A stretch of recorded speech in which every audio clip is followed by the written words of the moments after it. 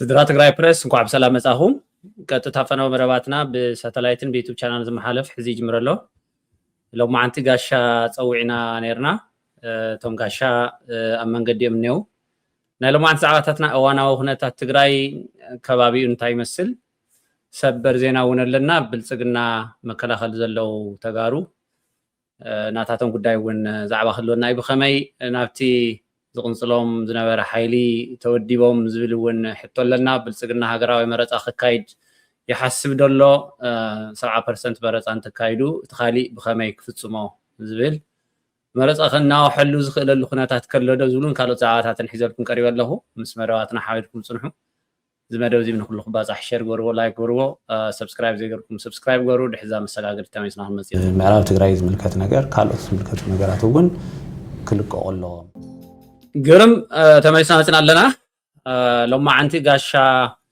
ካብ ትግራይ ሒዝናልኩም ኢና ቀሪብና ነርና ከም ኣጋጣሚ ኮይኑ ንእሽተይ ቢዚ ኮይኖም ኣለዉ ኣብ መንገዲ እዮም ዝኔው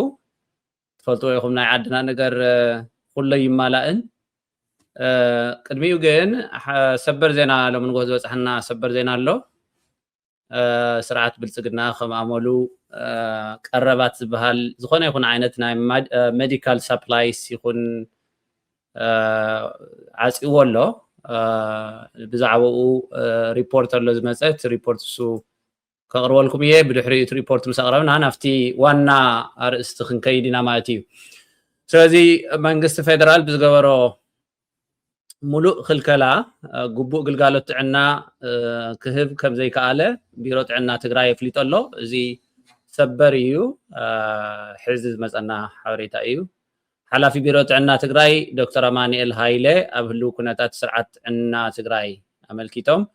ንሚድያታት ትግራይ ኣብ ዝሃብዎ መግለፂ መንግስቲ ፌደራል ብዝገበሮ ሙሉእ ክልከላ መድሓኒት እታወታት ሕክምና ነዳድን መሃያን ሰራሕተኛታትን ሕብረተሰብ ትግራይ ግቡእ ግልጋሎት ሕክምና ክረክብ ከም ዘይከኣለ ገሊፆም ኣለዉ ኣብ ልዕሊ ህዝቢ ትግራይ ብዝተፈጸመ ኩናት ጽንተት ስርዓት ጥዕና ትግራይ ብዝለዓለ መልክዑ ከም ዝተጎድአ ዝገለጹ ዶክተር ኣማኒኤል ድሕሪ እቲ ኩናት ናብ ንቡር ምምላስ እናተሰርሐ ከም ዝጸንሐ ኣዘኻኺሮም ነይሮም ይኹን እምበር ኣብዚ ሕዚ እዋን መንግስቲ ፌደራል ናብ ትግራይ ከኣቱ ዝግብኦም ህዝቢ ትግራይ ግልጋሎት ሕክምና ክረኽበሎም ዝግብኡ እታወታት ሙሉእ ብምሉእ ብምዕፃው ህዝብና ኣብ ዝኸፍአ ሓደጋ ጥዕና ኣትዩ ከም ዘሎ ኣረዲኦም ኣለዉ እቲ ክልከላ ቅድም ኢሉ ዝተጀመረ እንትኾን ካብ ወርሒ ጥሪ ጀሚሩ ግና ከቕርቡ ዝግብኦም ቀረባት መድሓኒትን እታወታትን ሕክምናን ንግልጋሎት ሕክምና ክውዕል ዝግብኦ ነዳድን ሙሉእ ብምሉእ ጠጠው ከም ዝበለ ገሊፆም ኣለዉ ብሰንኪ እዚ ድማ ህዝቢ ትግራይ ብፍላይ ድማ ኣዴታት ህፃናትን ትግራይ ግቡእ ሕክምና ክረኽቡ ከም ዘይከኣሉ የርድእ ስለዚ ማሕበረሰብ ሚኒስትሪ ጥዕና ኢትዮጵያ ዓለም ለኸ ትካላት ካልኦት መዳርግቲ ኣካላት እውን ተብልዕሊ ህዝቢ ትግራይ ተነቢሩ ዘሎ ክልከላ እታወታት ሕክምና ክፍታሕን ህዝብና ግቡእ ግልጋሎት ሕክምና ክረክብን ክሰርሑን ፀቕጢ ክፈጥሩ ፀዊዖም ኣለዉ ዝርዝር እቲ መግለፂ ኣብ ዩቱብ ክትረኽብዎ ኢኹም ኣብ ወይን ክወፅእ እዩ ወይ ወፂእ ኣሎ ኣብኡ ተኸታተልዎ ኢኹም ካሊእ ሰበር ሓበሬታ እንታይ እዩ ሓላፊ ቢሮ ፍትሒ ትግራይ ካብ ሓላፍነቱ ተላዒሉ ከም ዘሎ ንምንታይ እዩ ተላዒሉ ዝብል ድማ ንስርዓት ብልጽግና እናሰርሐ ሓምሻይ መስመር ኮይኑ ስለ ዝፀንሐ እዩ ዝብል ሓበሬታ ወፂሕና ኣሎ ስለዚ እዚ እዩ ዝመስልቲ ሰበር ሓበሬታ ካሊእ ግን እተን ዓንቶ ዝጠቐስክዎን ብዙሓት ኣርእስታት ኣለዋና እዋናዊ ኩነታት ትግራይ እንታይ እዩ ዝመስል ዘሎ ዝብል ከምቲ ዘሎ ምትፍናን ተጠናኺሩ ቀፂሉ ከም ዘሎ እዩ ዝሕብር ስርዓት ብልጽግና ግዙፍ ዝኾነ ሓይሊ ሰራዊት ተምፂኡ ኣብ ወሰናት ትግራይን ኣብ ወሰናት ብደቡብ ሸነኽ ይኹን ብማእኸላይ ትግራይ ይኹን ብእውን ብምዕራብ ትግራይ ብዙሕ ሰራዊት ኣኪቡ ኣብኡ ኣከማችይዎ ከም ዘሎ ኣኪብዎ ከም ዘሎ ሰራዊት እዩ ዝግለጽ ብሓደ ወገን ኩናት ክጅምረ ይደልን ዝብል እውን ሓበሬታ ኣሎ ምክንያቱ እታ መረፃ ኢትዮጵያ እታ ብሄራዊ መረፃ ኢትዮጵያ ሃገራዊ መረፃ ኢትዮጵያ ክትካየድ ስለ ዝደልያ ዘሎ ድሕሪ ሓደ ወርሒ ክልተ ወርሒ ስለ ዝኾነት መረፃ ድማ ንዓኣ ከናዊኑ ወዲኡ ዓርሱ ሕጋዊ ኮይኑ ክቐርብ ስለ ዝደሊ ዘሎ እታ ኮይናት ተተላዒላ ግን እዚ ክጨናገፎ ከም ዝኽእል ኣብ ግምት ብምእታው ጥራይ ብዙሕ ግዙፍ ሰራዊት ተምፂኻ ኮፍ ኣቢልካ ምፍርራሕ ይሕዙ ዘሎ ተህዲድ እዩ ከምቲ ሰማዕኹሞ እቲ ናይ ትግርኛ ዝገበሮ ቃለ መሕትት እውን ኣይሆብ ሰሚዕኹሞ ትኾኑ ኢኹም ብዙሕ በሰር ነገር እዩ ዝዛረብ ያው ዓበይቲ ሰባት ትሕቲ ዕድመ እኳ ክሰምዕዎ ይግባእ ነይረ ትዛረቦ ዝነበረ ነገር ከምቲ ዝፍለጥ እዚ ስርዓት እዚ ካብ መጀመርያ ጀሚሩ ካብ ኣመፃፅኡ ስርዓት ዘይብሉ ተዓባቢኡ ብጣዕሚ ዘሕዝን መዕበይኡ ዝበደሎ ስርዓት ምዃኑ ካብ ቀደም ጀሚሩ ትፈልጥዎ ኢኹም ናብዚ ስርዓት እዚ ናብዚ ስልጣን እዚ ካብ ዝመፅእ ጀሚሩ ዝዛረቦም ዘረባታት ብምሉኦም ዘንፀባርቆም ብኣካል ዘንፀባርቆም ነገራት ሕዚ ዝተዛረባ ነገር ድሕሪ 5 ደቂቃ ከም ዘይደግሞ ካሊእ ድማ ንዕኡ ተፀራሪ ከም ዝዛረብ ኩልኩም ትፈልጥዎ ኢኹም ማለት እዩ ስርዓት እዚ ግን ሕዚ እንታይ ዝገብር ዘሎ ግዙፍ ሰራዊት ተቕሪቡ ምፍርራሕ ጥራይ እዩ ዝገብር ዘሎ እታ ኮይናት ክትውላዕ ኣይደልያን ምክንያቱ ብክልተ ነገራት ሉዝ ዝገብሮ ነገር ስለ ዘሎ ዝስእኖ ነገር ስለ ዘሎ ተሓደ ከም ትበልኩም ናይ መረፃ ብሄራዊ መረፃ ኢትዮጵያ ክጨናገፎ ስለ ዘይደሊ እሱ ተጨናጊፉ ድማ ሕጋዊ ክኸውን ስለ ዘይኽእል ኩናት ድማ ድሕሪ ልዕሊ ሓደ ወርሒ ክወስድ ከም ዝኽእል ኣብ ግምት ብምእታው ስጋኣታት ስለ ዘለዎ እታ ኮይናት ክትቅኒ እዩ ዝደሊ ዘሎ ኣብታ ትምችዎ እዋን ክኸፍታ ዝደሊ ዓርሱ ለጂትሜት መራሒ ገይሩ ብሕጋዊ ተመሪፀ እየ ለጂትሜት የለኒ ብዝብል ተመሪሱ ድማ እንደገና ን6 ዓመት ን5 ዓመት ክገዝእ እዩ ዝደሊ እዚ ዘሎ ተሓደ ጉዳይ ካሊእ ጉዳይ ከምቲ ዝገለጽኩልኩም ከም ሰበር ሓበሬታ ኮይኑ እውን ዝመፀ ቀረባት ዝበሃል ብምሉእ ጠጠው እዩ ዘብሎ ዘሎ ብፍላይ ናይ ሕክምና ጉዳያት ፈልጦ ኢኹም ኣብቲ ዕፅዋን ክባን ብዙሓት ወለድን ኣቦታትን ስኢና ኢና ሰኣን ሕክምና ማለት እዩ ግቡእ ሕክምና ከይረኸቡ ግቡእ ሕክምና ኣብ ሆስፒታላት ይኹን ኣብ ክሊኒካት ስለ ዘይነበረ ክንደይ ኣቦታት ስኢና ኢና ኢንክሉዲንግ ሓው መለስ ዜናዊ ፍስሓ ዜናዊ ሕክምና ክረኽቡ ስለ ዘይከኣሉ እዮም ሂወቶም ክሓልፍ ክኢሉ ዝብል ሓበሬታ ወፂሕና ነይሩ ኣብቲ እዋን ንሱ ኣብቲ ዕፅዋን ክባን ከምኡ ድማ ኣሽሓት ማለት እዩ ኣሽሓት ዓሰርተታት ሸሓት ብዙሕ መከራ ዝበፅሖ ሰኣን ሕክምና ሰኣን ቀረብ ምክንያት ብዙሕ ሽግር በፂሕዎ እዩ ህዝቢ ትግራይ ሕዚ እውን ያው ተለመደ ነገር እዩ ዝገብር ዘሎ ስርዓት እዚ ማለት እዩ ዝለመዶ ነገር ን5-6 ዓመታት ሒዝዎ ዝመፀ ፖሊሲ ህዝቢ ትግራይ ኣጥሚኻ ህዝቢ ትግራይ ሕክምና ከልኪልካ ህዝቢ ትግራይ ቀለብ ሕዲካ እቲ ዝግባእ ቀረባት ሕዲካ ኣብ ዕፅዋን ክባን እቲኻ ኣብዚ ኩሉ መከራ እቲኻ ምፅናት ስለ ዝኾነ ህዝቢ ትግራይ ከፅንት ስለ ዝመፀ ዝሓይሉ እዚ ፍሉጥ እዩ እቲ ዓላምኡ ማለት እዩ ብትግርኛ ወፂኡ ዝተዛረቦ ነገር እውን ከምቲ ሰማዕኹሞ እዩ ካብዚ ዝተፈለየ ነገር ኣይኮነን ኩሉ ግዜ ትግራይ ከይፅነትኩ ትግራይ ከየጥፋእኹ ክነብር ኣይክእልን ኣብዚ ዓለም እዚ እናበለ ዝፍክር ሓይሊ ምዃኑ ትፈልጥዎ እዮም ንስኻትኩም ስለዚ እዚ ሓይሊ እዚ ህዝቢ ትግራይ ከየጥፋእ ካብ ምድረ ገፅ ዘዕርፈሉ ወይ ድማ ዝቐስነሉ ኩነታት የለን ምስኡ ኮይኖም ህዝቢ ትግራይ እናተጎድአ ህዝቢ ትግራይ እናተጨነቀ ህዝቢ ትግራይ ቀረብ ስኢኑ መድሓኒት ስኢኑ እዚ ኩሉ መከራ እናወፅሖ ምስኡ ኮይኖም ተወለድቲ ትግራይ ኮይኖም እሞ ድማ ተቃለስቲ ዝነበሩ እሞ ድማ ተጋደልቲ ዝነበሩ እሞ ድማ ክንደይ ዘሰውኡ ብፆቶም መሰዊኦም ኣብዚ ደረጃ እዚ ዝበፅሑ ሰባት ምስ ስርዓት ብልፅግና እዚ ኮይኖም ክንደይ ሽርሒ ይፍፅሙ ከም ዘለው ያው ፍሉጥ እዩ ትፈልጥዎም ንስኻትኩም እውን ኣብ ቦታኦም እዮም ዘለው ኣብቲ ሒዶሞ ዘለው ቦታ እዮም ዘለው ሕዚ እውን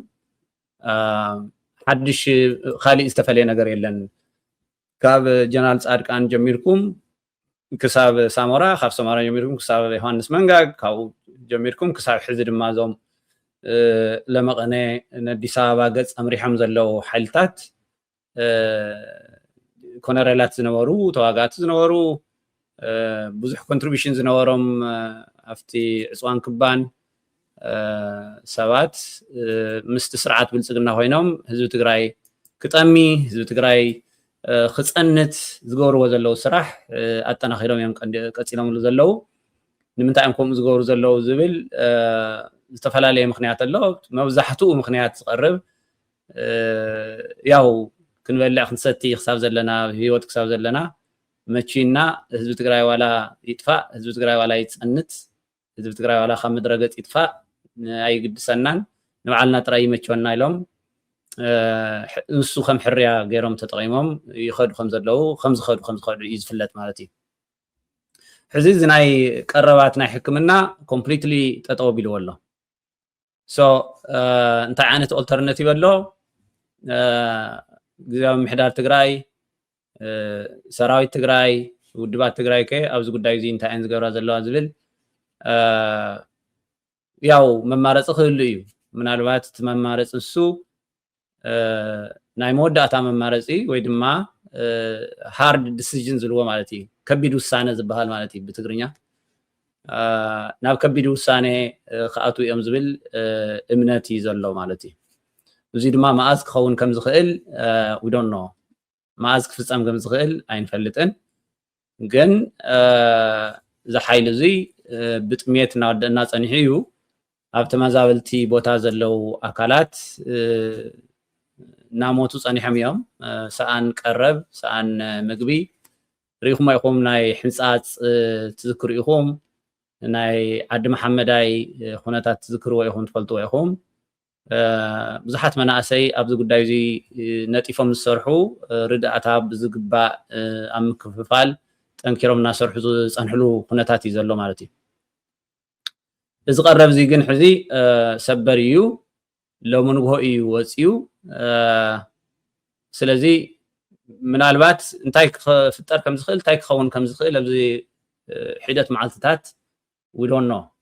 እንታይ ክፍጠር ከም ዝኽእል ማለት እዩ እቲ ካሊእ ያው ሒዝናዮ ዝቐረብና ከም ዝብለኩም ዘለኹ ጋሻ ነይሮም እዮም ሎማዓንቲ ናይ ደቡብ ትግራይ ስራሕ መካየዲ እዮም እቶም ጋሻ ኣጋጣሚ ኣብ መንገዲ ስለ ዘለው as soon as possible ምስ መፁ ምስኦም ድማ ብዙሕ ዳያሎግ ክንገብር ኢና ማለት እዩ ካሊእ ብጣዕሚ መዘራረቢ ዝኾነ ሰበር ከም ሰበር ኮይኑ ዝመፀ ኣብ ብልፅግና መከላኸሊ ዘለው ተጋሩ እዩ ኣብ ስርዓት ብልፅግና መከላኸሊ ሓይሊ ዘለው ተጋሩ ከመይ ኢሎም እዮም ተመሊሶም ዝብል መዘራረቢ ዛዕባ ኮይኑ ቀኒ ኣሎ ኣብቲ ዲዲኣር ኣብቲ ዳግመ ሕወየትን ዳግመ ህንፀትን ክግበር ኣለዎ ብዝብል ሽፋን በዓል ጻድቃን ካልኦት እውን ኣብቲ ግዝያዊ ምሕዳር ዝነበሩ ተሰክሲጎም ዝነበሩ ናይ ስርዓት ብልፅግና ትሩፋት ዘምፅዎ ነገር እንታይ እዩ ሰራዊት ትግራይ ዕጥቁ ክፈትሕ ኣለዎ እዩ ሰራዊት ትግራይ ዕጥቁ ክፈትሕ ኣብ 30 መዓልቲ ድሕሪ ናይ ውዕል ፕሪቶርያ ስምምዕ ወዲያውኑ ክፈትሕ ኣብ 30 መዓልቲ ዝተባሃለ ብሓደ ሓደ መራሕቲ ወይ ኮማንደርስ ምክንያት ኖ ኣይኸውንን 30 መዓልቲ ዝበሃል ነገር የለን 30 መዓልቲ ደኣ እንታይ ኣለዋ ፀባሕ እንድያ ኣብ 30 መዓልቲ ዝፍታሕ ዕጥቂ ክህሉ ይኽእልን መጀመርያ ግዛእታዊ መሬትና ይወሓስ ቀፂሉ ድማ እቲ ሃለዋት ትግራይ እቲ ተመዛበልትና ናብ መረበቶም ክምለሱ ኣለዎም ሕጊ ክነግስ ኣለዎ ኣብ ትግራይ ካልኦት ነገራት እውን ተፃውኦታት ጠጠው ክብል ኣለዎ ዝብል እዚ ከይኮነ ዕጥቂ ምፍታሕ ኢድካ መሃቢ ዝኸውን ዝብል ኣብ ኬንያ ዝተገበረ ስምምዕ ቅድሚ 3 ዓመት ይመስለኒ بعد جنرال تادس ورده تخراخيرهم اليوم زغداي زي 30 معلت خونه يخيلن خم كنتاتو نارينا انا كيد زبل سو بدحريو دي دي ار تخايدو مالتي دي دي ار كايد نيرو حال حلفو كم تسمعنا يو دحراي توم خواغو زي يخلو ወይ ድማ ቁስለኛታት ዝኾኑ ንሳቶም እዮም ብዲዲአር መልክዕ ክቅነሱ ዘለዎም እምበር እቲ ኤብል ኤንድ አቬይለብል ዝኾነ ሓይሊ ክፀንሐሎ ዝብል ውሳኔ ተገይሩ ማለት እዩ ከምኡ ኢሉ ይፀኒሑ ማለት እዩ ስለዚ ኣብቲ ዲዲአር ዝግበረሉ ግዜ ሓደ ሓደ ሰራዊት ኣካል ሰራዊት ትግራይ ዝነበሩ ናብ ስርዓት ብልጽግና ከም ዝኣተው እዩ ዝፍለጥ ደሞዝኩም ክንወኩም ኢና ደሞዝኩም ሪስቶር ክንገብረልኩም ኢና ናይ ቅድሚ ሕዚ እውን ሬትሮ አክቲቭ ጌርና ክንወኩም ኢና ዶ እንታይ ዶ ከመይ ዶ ኢሉ ናብቲ ስርዓት ብልጽግና መከላኸሊ ሓይሊ ከም ዘእተዎም ይፍለጥ እዩ ኣብ ዝሓለፈ እዋን ፀለምቲ ዝነበረ ቁሩብ ስክርሚሽ ዝመስል ዓይነት ኣብኡ ንዕኦም ኣቐዲሙ ከም ዝመፀ እዩ ዝፍለጥ ስርዓት ብልጽግና ማለት እዩ ንዕኦም መምርሒ እዩ መፅዩ ነዞም ሓይልታት እዚኦም ናይ ፋኖ እውን ኣለዎም ናይ ካብ ትግራይ እውን ኣለዎም ከመይሎም እዮም ደኣ ናፍቲ ዘፅንተና ዝነበረ ኣካል ተመሊሶም ኣትዮም ዝብል ትግራዋይ ኣብ መላእ ዓለም ዝርከብ ትግራዋይ was curious ክፈልጥ ዝደለየሉ ኩነታት እዩ ነይሩ ግን ከምቲ ዝለኩም ዘለኹ ብዝኾነ ምክንያት ወይ ደመዝኩም ክወሃበኩም እዩ ተመሊስኩም እተው ዚዶ ኢሉ ናፍት መከላኸሊ ሓይሊ ስርዓት ብልጽግና ዘእቶም ግን ድማ ኩናት ክጅመር ተሎ ኣብ ቅድሚ ተሰሊፉ መዝሐሊ ጥይት መዝሐሊ ዓረር ክገብሮም ከምዚ ሃቀነ ያው ክሊር እዩ ማለት እዩ ፍሉጥ እዩ ማለት እዩ ሶ በዚ መንገዲ እዩ ናፍቲ ስርዓት ብልጽግና ከኣትው ኢሎም ኦፍ ኮርስ መብዛሕትኦም ኣይኒ ተመሊስና ትግራይ ንወርርን ተመሊስና ትግራይ ክንከይድ ይንኽእልን ትግራይ ተወሪራ ትግራይ ዳግመ ሕወት ዘድልያ ዳግመ ህንፀት ዘድልያ ትግራይ እምበር ተመሊሱ ውግእ የድልያን ኢሎም ከም ዝተቃወሙ ቶም መብዛሕትኦም ከም ዝኣሰሮም ስርዓት እዚ ተመሊሱ እስር ቤት ከም ዘእተዎም ቶም ካልኦት ድማ ናብ ትግራይ ከም ዝኣተው እዩ ዝግለጽ ማለት እዩ ሶ እዚ እንታይ ማለት እዩ ህዝቢ እውን ዝሓይሉ እዚ ምክንያቱ ብዘይርድአና መልክዑ ተጋሩ ክንደይ ግዜ ኢና ክንዕሾ እንታይ እዩ ዘዝክረኒ ናይ ኣርቲስት ብርሃነ ሃይለ ደርፊ ዓይነት ተዓሾ ዝብል ደርፊ እዩ ዝዝከረኒ ክንደይ ግዜ ኢና ክንዕሾ እዩ ክንደይ ግዜ ኢና ክንታለል ኣይ ፈረንጅ በሃል ኣሎ you fool me once shame on you you fool me twice shame on me ዝበሃል ዘረባ ኣሎ ሓደ ግዜ ክትታለለኒ ናትካ ጌጋ እዩ ናትካ በደል እዩ ክልተ ግዜ ክትታለለኒ ግን ኣነ እየ በደለኛ ዝብል ማለት እዩ ሶ ኣብዚ ጉዳይ እዚ እንታይ እዩ ኢንፋክት እንታይ እዩ ተፈጢሩ ዝብል ተመሊስና ናፍቲ ቪሽየስ ሳይክል ንኣተለና ተጋሩ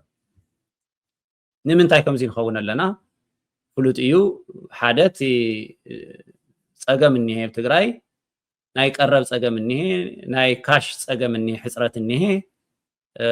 ኣሎ ዝበሃል ናይ ጥዕና ናይ ሕክምና ጉዳይ እኒሄ ናይ ካሊእ ጉዳይ እኒሄ ከም ትፈልጥዎ ፖስት ትራውማቲክ ሲንድሮም ዲስኦርደር እውን ኣብቲ ኣብ ሓደ ሰባት ኣብ ሓደ ሰባት እኳ ምባል ዘይከኣል ሳብስታንሻል ናምበር ኦፍ ሰባት ከም ዘሎ ከምዚ ዓይነት ሽግር ብፍላይ ድማ ብሕክምና ክረአ ዘሎ ክምርመር ዘለዎ ነገራት ኣይተመርመረን ክሳብ ሕዚ ክንደይ ሰባት እዚ ዲስኦርደር እዚ ክንደይ ሰባት ከም ዘለዎም ኣይንፈልጥን ንሱ እውን ባዕሉ ፓርት ኤንድ ፓርሰል ኦፍ ናይቲ ፀገምና ናይቲ ሽግርና ዋና ተዋሳኣይ ኮይኑ ዝፀንሐ ነገር እዩ ማለት እዩ ሶብ ትግራይ ዘሎ ፀገም ስፍርን ቁፅርን የብሉን ማለት እዩ እቲ ድኽነት ኣሎ እቲ ካሽ ሕፅረት ኣሎ ናይ ቀረብ ሕፅረት ኣሎ ሰብ ብጣዕሚ ከፊእዎ ሸጊርዎ እዩ ዘሎ ሰብ ክኸፍኦ ክሽግሮ እንተሎ ድማ ሓደ ግዜ ብጣዕሚ ከቢድ ዝኾነ ኣማራፂ ዝወስድ ከም ታንቶ ዘልኩም ከቢድ ኣማራፂ ሃርድ ዲሲዥን ይብልዎ በዛ ዓዲ ሃርድ ዲሲዥን ማለት መማረፂ ሲኢንካ ተኣትዎ ነገር ማለት እዩ ሶ ይርዳእና እዩ መማረፂ ሲኢኑ ናብ ስርዓት ብልጽግና ኢዱ ክህብ ናብ ስርዓት ብልጽግና ተመዋሊ ክኸውን ዝኽእል ብዙሕ ሰብ ከም ዘሎ ኣብ ግምት ምእታው ይከኣል ጠንኪሩ ድማ ኣነ ነዚ ህዝቢ እዚ እየ ወፅየ ነዚ ህዝቢ እዚ እየ ክስዋዕ ወፅየ ስለዚ ክሳብ መጨረሻ ነዚ ህዝቢ እዚ ኣነ ይክሕድን ኢሉ ኣብ መስመሩ ዘሎ ድማ ተብዛሓ ዝበሃል ሰብ ማለት እዩ ተብዛሓ ዝበሃል ትግራዋይ ከምኡ እኒሄ ግን ቁፅሩ ዘይነዓቅ ማሕበረሰብ ድማ መማረፂ ስኢኑ ከፊእዎ ሸጊርዎ ድለማ በዚሕዎ ስግኣት በዚሕዎ ተገዲዱ ዝኣተወ ነታ ህይወቱ ከፅንሕ ከቐኒ ብዝብል ተገዲዱ ከም ዝኣተወ ያው ፍሉጥ እዩ ማለት እዩ ስለዚ እዚ ናይ ቀረብ ምጉዳል ናይ ቀረብ ምዕፃው ስርዓት ብልፅግና ኣጠናኺሩ ይቐፂሉሉ ቅድሚ ሕዚ እውን ዝነበረ እዩ ሕዚ ግን ያው ጠቕላላ ጠጠው ቢልዎ ማለት እዩ ጠቕላላ ጠጠው ቢልዎ ኣብ ሓላፊ ቢሮ ፍትሒ ትግራይ ዝነበሩ ካብ ሓላፍነቶም ተላዒሎም ኣለው ንምንታይ እዮም ካብ ሓላፍነቶም ተላዒሎም ብዝርዝር ክንሪኦ ተለና ያው ሓምሻይ መስመር ኮይኖም ስለዚ ዝፀንሑ እዩ ዝብል ሓበሬታ ኢና ረኺብና ዘለና ሓላፊ ቢሮ ፍትሒ ማለት እዩ ናይ ትግራይ ሓላፊ ቢሮ ፍትሕስ ናይ ብልፅግና ስርዓት መገልገሊ ኮይኑ ኣብ ትግራይ ፀኒሑ ክሳብ ሕዚ ማለት እዩ ክንደየናይ ከም ዝሕምም ያው ይርድአኩም እዩ ማለት እዩ ሕዚ ሓላፊ ቢሮ ፍትሒ ትግራይ ናይ ሙሉእ ናይ መላእ ትግራይ ዝኣክል ሓላፊ ቢሮ ፍትሒ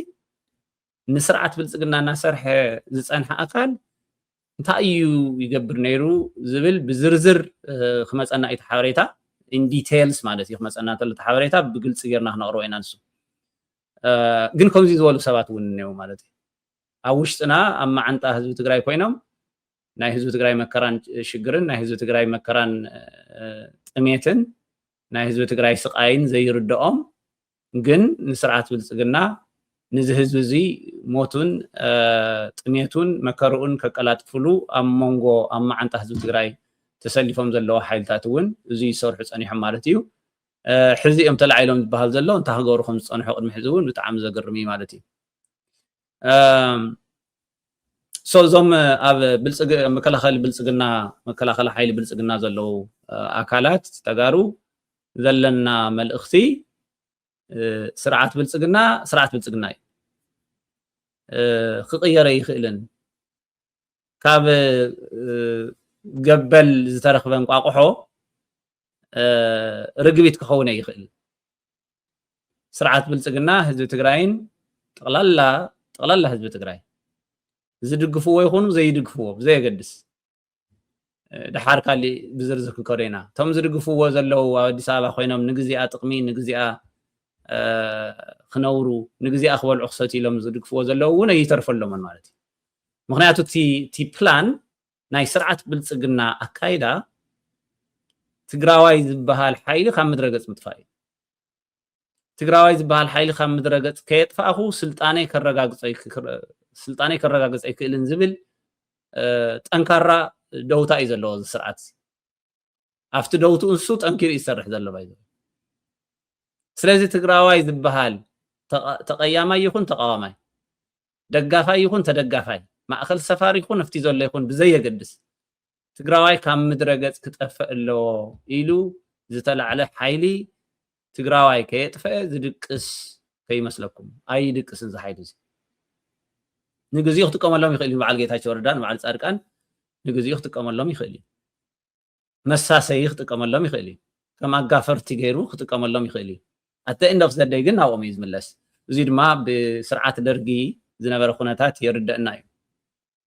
ብእዋን ደርጊ ዝነበረ ኩነታት እቶም ጠንኪሮም ዝቃለሱ ጠንኪሮም ዝሰርሑ ዝነበሩ ንደርጊ ዘገልግሉ ዝነበሩ ኣካላት መጨረሻ በሊዕዎም ይጠፍኡ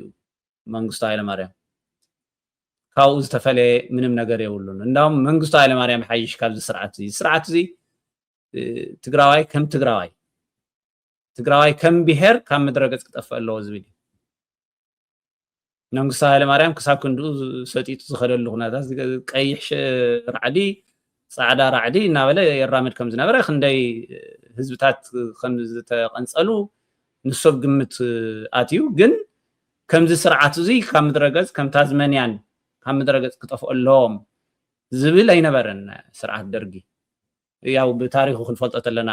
ሽዑ ኳይ ኣይርደና ንቆልና ነርና ግን ስርዓት እዚ ተወዳዳሪ ዘይብሉ ስርዓት ስርዓት ስለዚ ሕዝውን ይደግፍዎ ኣይደግፍዎ ብዘይገድስ የገልግልዎ ኣየገልግልዎ ብዘይገድስ ስርዓት ብልጽግና ሓደን ደውታ እዩ ዘለዎ ሓደን ደውታ እዩ ትግራዋይ ክጠፍእ ኣለዎ ትማል ንግሆ ካብ ምድረ ገጽ ክጠፍኡ ኣለዎም 100 ዓመት እንድሕሪት ክመልሶም ኣለኒ ትግራይ በሻሻ ጌርናያ ወፂና እናበለ እናተዛረበ ዝቐነየ ካብ ምድረ ገጽ ክጠፍኡ ኣለዎም ሰባት ተሰሊፉ በዓል ወርቁ ዝበሃሉ ጆኖሳይደርስ ተሰሊፉ ተጋሩ ብምንታይ ክንበልዖም ብዳቦ ዶ ክንበልዖም ብንጀራ ዶ ጠቢስና ክንበልዖም እናበሉ ዝነበሩ ሓይልታት ተሰሊፉ ሎሚ ተገልቢጡ መጺኡ ብትግርኛ ብናይ ባዕልና ቋንቋ ገይሩ ሙድ እናሓዘልና እዩ ቀኒዩ ማለት እዩ سواء بتوتان كم زبهال مالتي نحنا تتقعتي نحنا تقدعتي نحنا ترشن تتقتل تخوينا بتناتنا قانقا غيرو دما مود حزلنا خصرفنا وعيلو مالتي بقولمت مالي كم زي زغبر زلو حيلي ايزوخا سلازولو ناي وعلتنا سبات مودما عبيتي زبهالو جنرالات مودما ايتاماجر شوم زنورو خلتيوم ايتاماجر شوم زنورو حيلتات او غن خوينو ايزوخا نحزب تግራይ ጥፋዮ ከም ምድረገጽ አየው ሀጸገም ይብል በቃ ጥፋዮ ንሕና ጥራይ ይመቸወና ዝውሉ ሓይልታት ጽባሕ ንግሆ እንታይ ክኽሰት ከም ዝኽእል ነገራት ምስተቀየረ ሓቢርና ንሪኦ ንኸውን ማለት እዩ ስለዚ ሓይሉ እዚ ተጋሩ ካብ ምድረገጽ ናይ ምጥፋእ ዓላሙኡን ደውቱኡን ኣብ ዘሎ ኣቦቱ እዩ ዘሎ ንሕና ግን ንዕሾ በብግዚኡ ኣይንተዓሾ ሕዝቡን ኣይንተዓሾ ዓላማ ስርዓት ብልጽግና ሓደ እዩ ሓደን ዝተፈለየ ነገር ይኮነ ስለዚ እዚ ሓይሊ እዚ ኣጠናኺሩ ይቕጽሎ ኣሎ እቲ ዝኸዶ ዘሎ መንገዲ ማለት እዩ ሶ ኣብቲ መከላኸሊ ሓይሊ ስርዓት ብልጽግና ዘለኹም ተጋሩ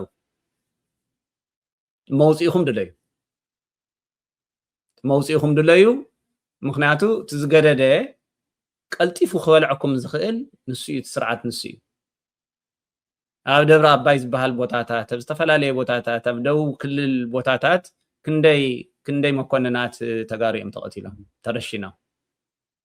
እዚ ውንዶ ከምህረና ይኽእልን እዚ ውንዶ ናይ ትማሊ ንግሆ ተዘክሮና እዩ ኮዚ 100 ዓመት ዝገበረ ነገር ይኮና ነዋግዕ ዘለና ቅድሚ 3-4 ዓመት ቅድሚ 5 ዓመት ሃፕን ዝገበረ ዝተፈጸመ ፍጻመ ኢና ንሰምዕ ዘለና ንርኢ ዘለና ስለዚ ናይ ትማሊ ንግሆ ተዘክሮና ስለዝኾነ ዝተዘክሮና እዚ ዝሓይሉ እዚ نعانا خم مدرجس قرقرتنا خطف ليتن قطر نزسرح زلو حيلي اتليست كيبلعنا خنغبرلو نخيل ميكانيزم ناي عالتنا ميكانيزم كنسرح كنكل لنا سو ام مكلاخلا حيل بلصقنا زلهم تغار باي اني مينز كافت زلهم مو بوتا لقوس ذا حيل زي كوينات انت تجمرو نعاخاتكم مجمريا درار عرر كغبركم درار طيت كغبركم ስለዚ ዓርስኩም መድሕኑ ውጹ immediately ኣብዘለኹም ኣለኹም ካፍቲ ምስኡ ጽባሕ ንግሆ ዘሐሸ መራሕ ክኸውን ጽባሕ ንግሆ ካፍቲ ዝነበሮ ክላቀቕ ይኽእል እዩ ካፍቲ ዝነበሮ ዕብዳን ክሕሾ ይኽእል እዩ ብዝበልኩም መቆፅሪ ንሱ ገረፍ እናበሎ እዩ ዝሓድር ዘሎ ገረፍ ስለ ዘበለ እኮ ይመጽዩ بتግርኛ ገይሩ ብናይ ባዕልትና ቋንቋ ገይሩ ክጸርፈና ዝዋዕለ እሞ ድማ ትግራዋይ ይኻቲ ኢንተርቪው ዝገብር ሙሱ ኢንተርቪው ዝገብር ዘሎ ድማ ትግራይ ገረብ በሓኽላ እዩ ዚ መምህር ገብረ ኺዳን ዝበልዎ ገረብ በሓኽላ ንሕና ብናይ ባዕልትና ሰቢና ንጠፍእ ዘለና ብናይ ባዕልትና ሰባቲና ንጥቃዕ ዘለና ንጠፍእ ዘለና ንውቃዕ ዘለና እዚ ኣብ ግምት ከኣተሎ ሰው መከላኸላ ሓይሊ ብልጽግና ዘለኹም ኣካላት ዝገደደ ይዝመጽ ዓርስኹም ሴፍ ጎሩ ናብ ሴፍ ቦታ ኣውጽኡ ዓርስኹም ትግራይ ዲዩ ሴፍ ንዓኻትኩም ትግራይ ዲ ወይ ካሊእ ቦታ ዲ ሴፍ ንስኻትኩም ናታትኩም ውሳኔ እዩ ዝኸውን እዚ ጎሩ ክንብለኩም ይንኽእል ንሕና ምክንያቱ ፍቲ ቦታ ስለ ዘለና ዘየለና ናታትኩም ጉዳይ ናታትኩም ሲቹዌሽን ክንርዳእ ስለ ዘይንኽእል ጥራይ ካብ ሓደጋ ጥራይ ውጹ ኣብ ትግራይ ዲዩ ናብ ሱዳን ዲዩ ናብ ካሊእ ቦታ ዲዩ ብዘየገድስ ዓርስኹም ግን ካብቲ ቦታ ኣድሕኑ ኢና ክንብል እንደሊ كالي بلصقنا هاجراوي مرص خكايد دللو مرص خكايد دللو سو انتا اي حسب زلو 700 زغبر غيرو اندحر مرص اكايدو تزترفه 30 بمامايا زبحال ممالئي زبحال غيرو باي هوك اور كروك عرسو ليجيتمايز كغبر يصعر الله بو مخنيات دما انتا يزغبر زلو تا خوينات تصنحلي ليجيتميت مراحي حقاوي مراح مسكونكو بعلي زغور فلطي يبزبل اي تماليسنا اوزاتو زلو مالتي سو مرص اخكايد يحسبلو تمرص ادما او قربا اواني I think ورح التوحي تعرفوه ارغصኛ يكونكن exactly خندي معال تعرفوه له ارغصኛ يكون ግን مرصا خكايد يدلن نحنا انت انا هنقب زلنا خم تغارو زحايلو زي እንኳን ዶ ሕጋዊ ተመራጽ ኮይኑ ዘይ ሕጋዊ ተመራጽ ኮይኑ እኳ ክንደይ ጥፋኣት እዩ ክንደይ ጉድኣት ይብጽሕልና ዘሎ ዝሓይል ስለዚ እንታይ አና ክንገብር ዘለና ንሕና መረጻ ንኸየካይድና ክንገብር ዘለና ብዝኾነ ይኹን መልክዑ ፎርም ኦር ፋሽን ዝሓይሉ እዚ መረጻ ዝበሃል ከይገብር ኣቦቱ ጠጠው ክነብሎ ክንከለለን ዝሓይሉ እዚ ዘይ ሕጋዊ ሓይሊ እዩ ዝሓይሉ እዚ ጨፍጫፊ እዩ ጀኖሳይደር እዩ ክንደይ ናይ ተጋሩ ህይወት ሚልዮናት ዝበልዐ እዩ ዝሓይሉ እዚ ናብ ኢንተርናሽናል ክሪሚናል ኮርት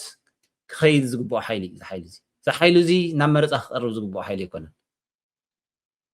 ኩሉ ድማ ዓሚጽ እዩ ዘሎ ዝሓይሉ እዚ ስርዓት ብልጽግና ዝበሃል ጭራቅ ዝኾነ መንግስቲ ጭራቅ ዝኾነ ትካል ብኦሮሞ ተጸላኢ እዩ بدو تسأل أيه خوين زلوا بمحارات تسأل أيه تفلتوا اللهم ناي فانو قالسي كابينا بيكم زخانة إسخاتكم تفلتوا ياهم. سلزي حيل زي دقاف بهال نجار يقولون. من الوقت أفتا ديسابان كبابي أنت زي كوينا دقاف بهال نجار كم زي يقولوا كي يتحل ما زي تفتح نجاري. سلزي بتخيل إن نعمت أنز حيل زي مرز أخي كايد ومرز أز بهال sentiment خيمس we have to stop عطينا ني عصوان كبان اتينا ني زحلزي عصوان كبان اتينا سلازلو نحنا خفت عصوان كبان فنطحنا خنوص يغبأنا ازي نخنغبر دما زحايلو زي بزخونه يكون ملكعو مرصا زبحال ነገር ከየካይድ ክንገብረለን ከመይና ንገሮ በከመይና ንሰርሖ እንታይ እቲ ስትራቴጂ እዚ ዲቴል ሓበሬታ ስለዝኾነ እቶም ሰብ ዋና እቶም ዝፈልጡ يفلتوا ويم تايك كبر كم زلوا باي هوك اور كروك جن زحيل زي قال اي وان كي مرز قال اي وان مرز اخي يقرب دقاف دماس لزي يقول حزن تايز قبر كم تعنتو لكم 7% زغبر غيرو تفاحيخو يكون ولا باقربات يكون 7% تخركب يصير زل 7% مسرخوي 30% بممالئ مرز ايلو مالتي اذن ابنت اب كل محارا زلو ويم ناي كلل تግራይ ዘሎ ኹነታት ወይ ክልል ዓፋር ዘሎ ነገራት መማሊ እናበለ ትፈልጡ ይኹም እቲ ታይ ዓይነት ትሪክ ከም ዝጥቀም ዝሓይሉ እዚ ስለዚ መረጻ ኢትዮጵያ ብሄራዊ መረጻ ኢትዮጵያ ኣብ ዘለዎ ጠጠው ክብለሎ ንሱ እዩ ሓደ መሳርሕና ክኸውን ዝግባእ ዝመረጻ እዚ ንኸይካየድ ምክንያቱ ጽባሕ ንግሆ ዋላ legitimate بزي كونه ملكوع يكون ولا بزخونه ملكوع انت تمريصو نا انترناشنال دغاف كرك انترناشنال كوميونيتي دغاف كرك بهزب زتمرصه امرص قريبو حزب زمرصو بخمزي ملكوعو نساتم كጨናግፉ ወይደሊ ወለው ዝተመረጸ መንግስቲ እዩ ዝብል ሃተታ خمصي ካብ ዓለም ለኻዊ ማሕበረሰብ ካብ አሜሪካ ይኹን ካብ ካሊ አሜሪካ ካብ ካሊ ጉዳይ አንያ ሕዚ ግን ካፍቲ ኢንተርናሽናል ኮሚኒቲ ዝበሃል ካብ አውሮፓ ሕብረት ይኹን ካብ ተፈላለዩ ትካላት ሕቶ ክልዓል ይኽእል እዩ ሌጂቲሜት ዝኾነ መራሒ ከመይ ገይሮም እዮም ዘተዓነቕፍዎ ዘለው ዝብል ክመጽእ ስለ ዝኽእል እዚ ኣብ ግምት ብምእታው ክንሰርሐሉ ይግባአና ኩላትና ኢና ክንሰርሐሉ ዘለና ሓይልታት ትግራይ ክሰርሐሉ ይግባእ ውድባት ትግራይ ክሰርሐሉ ይግባእ اللي تقرأ يكسر حلي جبا مهور تقرأ يكسر حلي جبا زي قد عايزي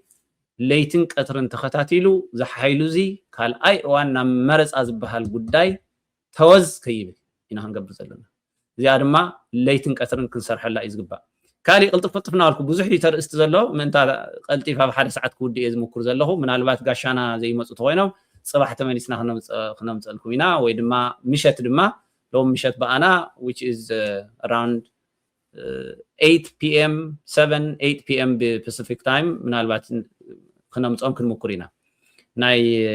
دواوي زوا بعد سلطان يوم افت ያው ዲስክሪፕሽን ዳሕራይ ይጽናሐልና ማለት እዩ ሶ ተመይስና خنمصم كنمكرنا ሕዚ ግን ተነለዋ ዝበሃላ ርእስቲ خنقربن زحسبنا ርእስትና ኢሎም ማንተ ርእስቲ ንሳተን የቀልጢፍ ኢለ ክስታይ ዝብለን ዘለኹ ሶ 70% መረፃ እንተካይዱ ተኻሊ بخمي كفصمو يخيل زبل بممالئي مرصا زبل كوم اذا حسب زله مرصا خناوحلو زخللو كونديشنال لدو زبل مرصا خناوح ايدلن سرعت بلصقنا مخنياتو the sooner the better بزبل استراتيجي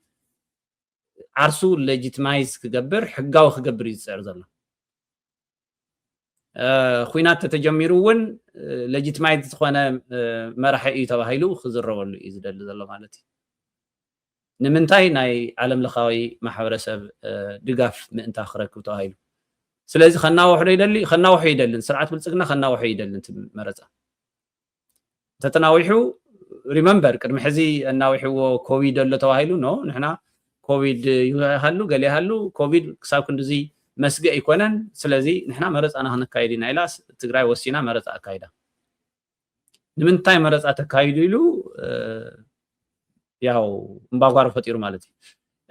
ሕዚ ድማ እንታይ ክገብር ዝለሊ مرص خناوح ይደልን ምክንያቱ ትመረጻ ተተናዊሑ all of a sudden ትኩናት ተጀሚሩ then null and void ይኸውን ኣሎ ማለት ስርዓት ብልጽግና ባዕል ማለት null and void ማለት completely تقريدي وصل ማለት يخفت سيستم سو نحنا هنقبل زلنا انتاي تقريدو خوص خفت سيستم تقريدو خوصل سرعت الليجيتميت خون الله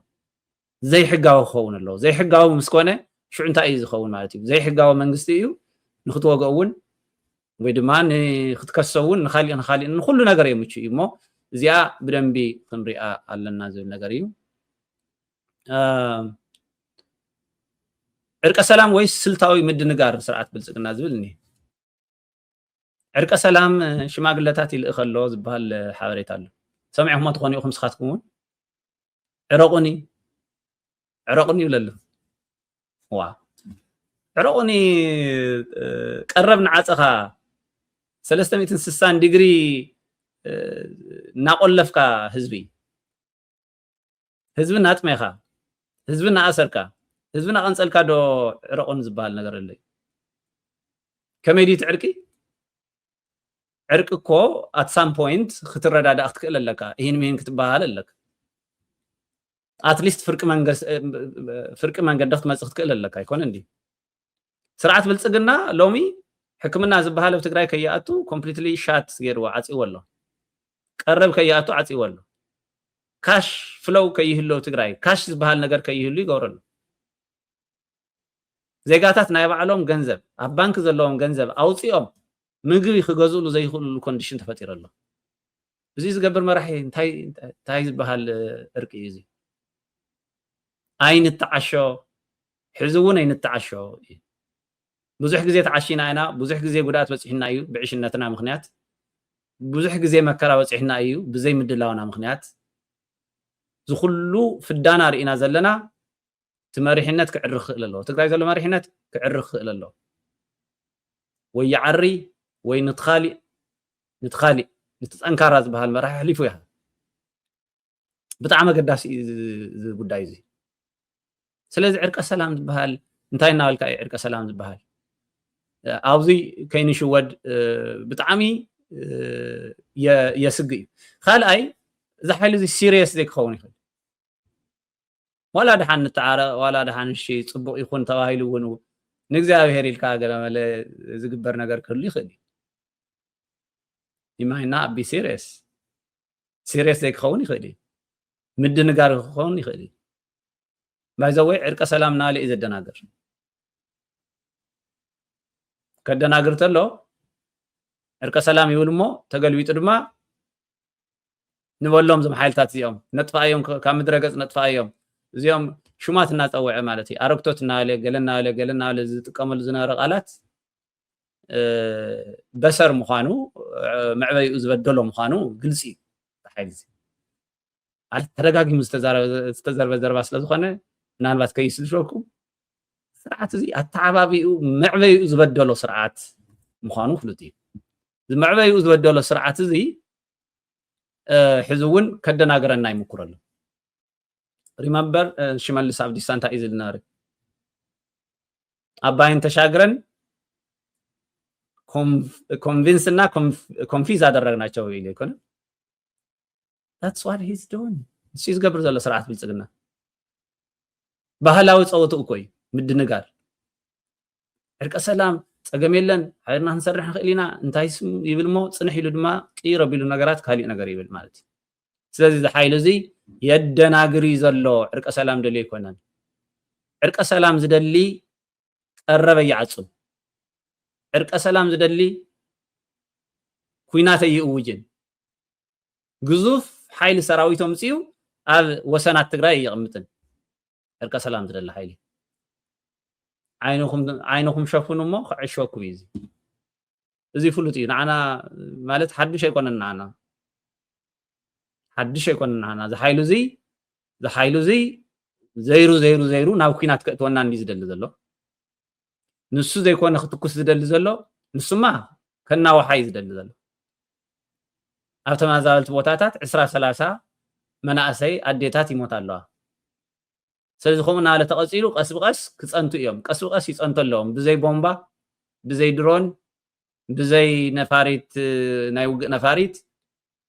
بزي وتادر بزي مسواتي تقارو يتصنتو ليلو سلزخو ميلهم تتناخير قصلنا لإز خيد زلو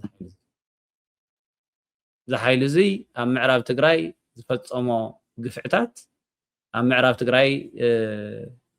ناتو دقفتي ناتو تلاأخ زفتأمو قفعتات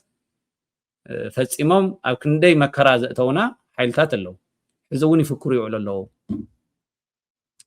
خما يفتح كندي أنا مالتي كم استراتيجي جن زحيل زي عرق سلام ناله زخارج اللي من قدي بدن بخرخ لله سرعات بلصقنا بمنم عينه تأمر ناب سلام زمصلو ወይ ድማ عرق سلام ዝብህገሉ ቦታ የለን ባይዘወይ ከደናግር ተዘይ ኮይኑ ማለት ስሩሑ ምድንጋሪዩ خالي ሕዚ ኣፍቲ ዓዲ ዝኒሄ ኩነታት ምትፍናን ተጠናኺሩ እዩ ዘሎ ጽምዶ ብዝምልከት ዓብይ ለውጥ ኣሎ ጽምዶ ያው ካብ ህዝቢ ናብ ህዝቢ ናብ መንግስቲ ናብ ትካል ካብ ትካል ናብ ትካል ተሰጋጊሩ ኣሎ ጽምዶ እዚ ከም ዝፍለጥ ደጋግምና እውን ኣብዚ ንብሎ ንስኻትኩም እውን ትፈልጥዎ ጽምዶ ተዘይህሉ ነይሩ ጽምዶ ተዘይጅምበር ነይሩ ዝሓይሉ እዚ ባይናው ክንደይ ጉድኣት ኣውፅሒልና ማሃለዎ ማለት እዩ كندي مكراو صحلنا مهالله خمس تفلتوا ماتي سلازي تصمدو تتناخيرو قصل اللو طراي زي كونس صمدو بكل شنخات بكل منقدتات كقلاطف خل الله زل امنت الله كالي وانا خناتات تግራይ تفنان كم زلو እዩ እቲ ጸገማት ከም ዘሎ እዩ ዘሎ تناي قرب ጸገም ኣሎ ብዙሕ ጸገም ይባይዘ ዘርዚርካ ሙዳእ ኣይካኣልን ብዙሕ ስለ ዝኾነ ዝርዝር ማለት እዩ ብዙሕ ዘርዚርካ ስለ ዘይውዳእ ሓደ ብሓደ ክንከዶ ይንኽእልን ያው ቅድሚ ሕዚ እውን ዝኸድናዮ መንገዲ ስለ ዝኸድናዮ ጉዳይ ስለ ዝኾነ ሓድሽ ነገር ኣይኮነን ሕብረት ተጋሩ ብጣዕሚ ዘግድሰሉ እዋን እዩ ሕዚ ምክንያቱ ተሓይልና ናይ ተጋሩ ሓይሊ ተሕብረትና ሕብረት እንድሕር ዘይብልና ኮይኑ ክንደየናይ ተጎዳእቲ ከም ንኸውን ክንደየናይ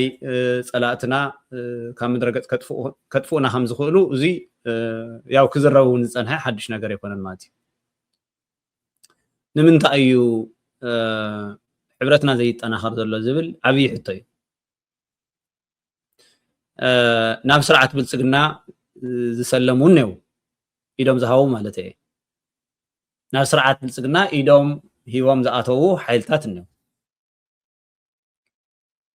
ንሳቶም ናብ ስርዓት ብልጽግና ስለ ዝኣተዉ ድዮም ናትና ናይ ኣተሓሳስባን ናይ መለኻኽታን ዓቕምና ስለ ዘድከምዎ ድዮም ሕብረትና ዘይጠናኸር ዘሎ እንታይ እዮም ክጠቕሙና ዞም ሓይልታት እዚኦም ትግራዋይ ዳያስፖራ ይሃሎም መላእ ዓለም ዘሎ ትግራዋይ ካብ በዓል ጻድቃን ገብረትንሳኤ ካብ በዓል ሳሞራ ዩኑስ ኩናት ዝእውጁልና ዘለው ኩናት ቀልጢፍና ክንውድኦ ኣለና እዞም ዘለው ቀልጢፍና ኩናት ኣካይድና ዝተሓስሒዝና ዝርሸን ረሽና እዚ ዝብል ዘሎ ሓይሊ ንዕኡ ዝድግፉ ዘለው ሓይሊ በበየናይ ኣንፈት በበየናይ ሞራል እዮም ዝድግፍዎም ዘለው ዞም ሰባት ደወይስ ትግራይ ክትጸንት ስለ ዝደልዮም ዞም ሓይልታት እዚኦም ስለ ዘይርዳእኒ ንምንታይ ኢና እዚኦም ዘታሉና ዘለው ንምንታይ እዮም እዚኦም ሕብረትና ዝብትንዎ ዘለው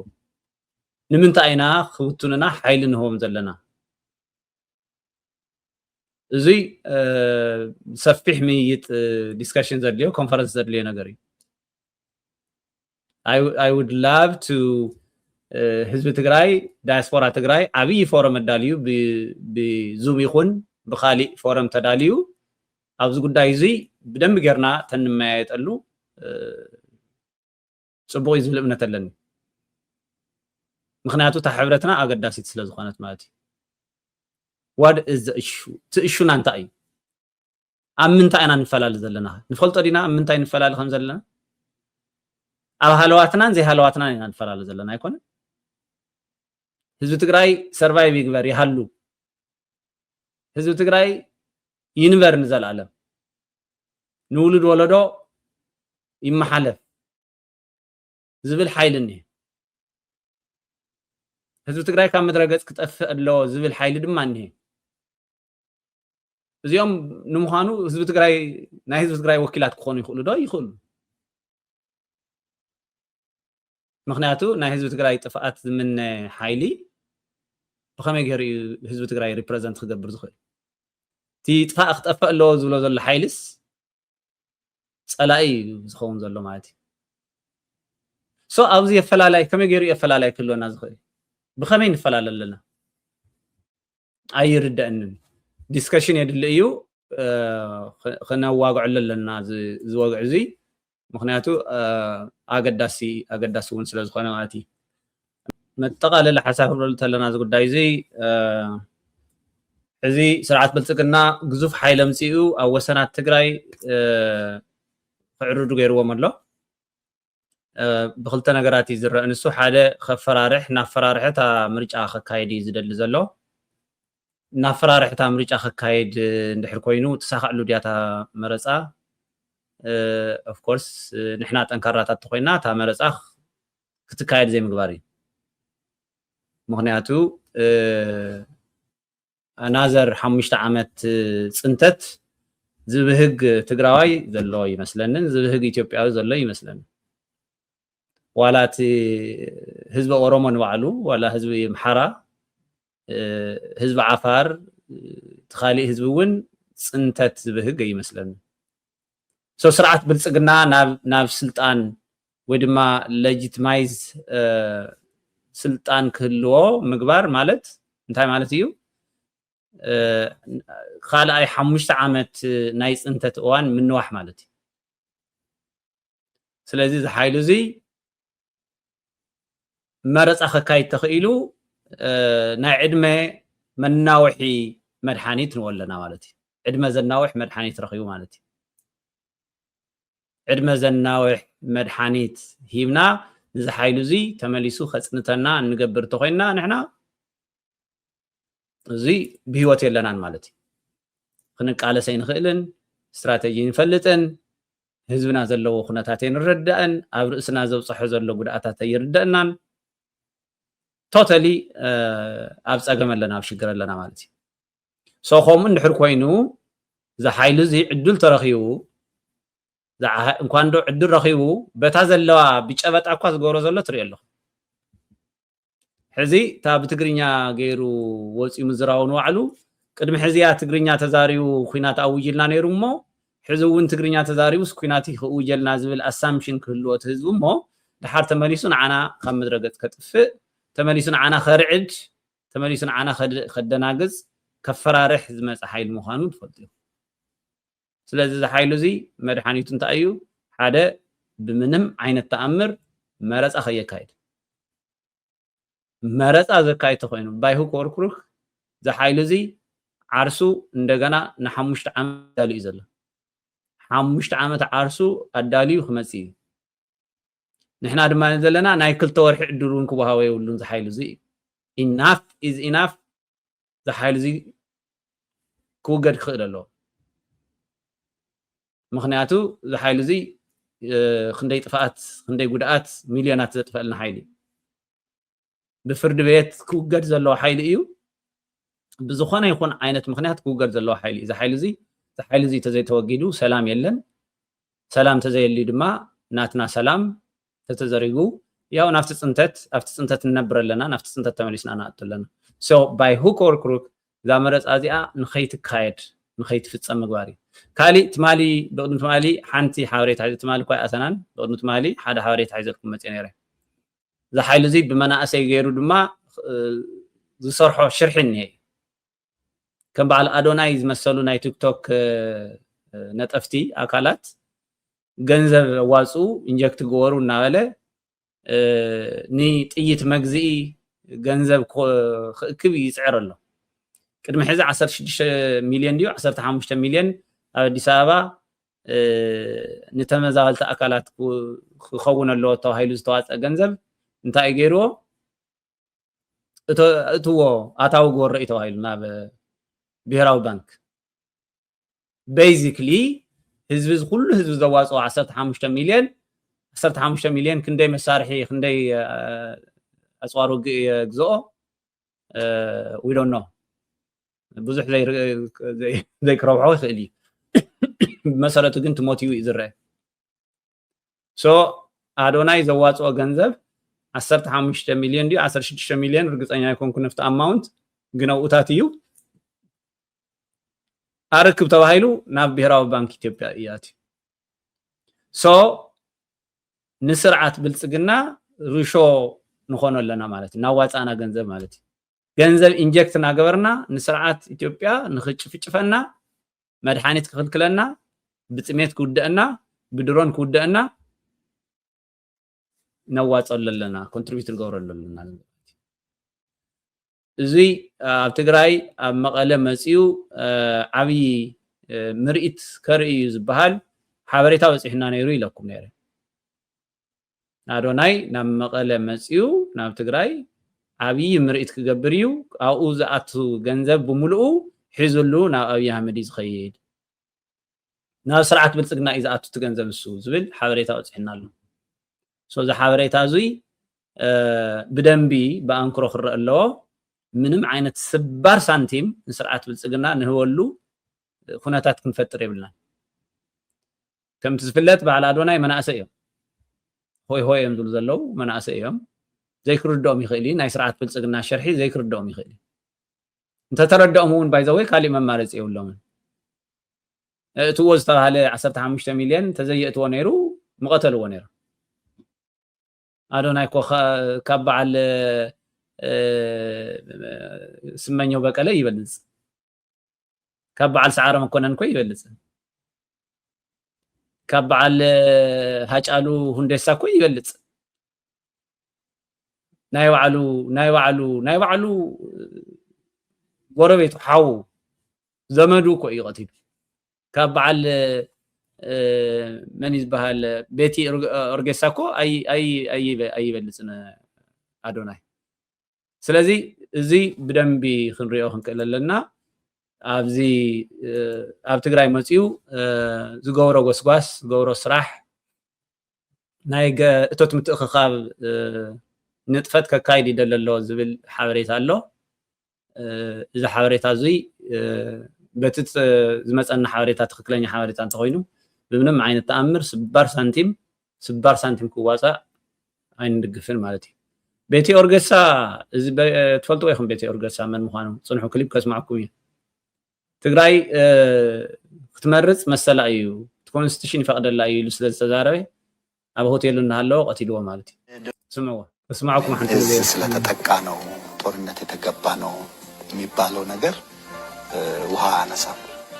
ምክንያቱም የሰሜን እዝ ተጠቃ በተባለ ጊዜ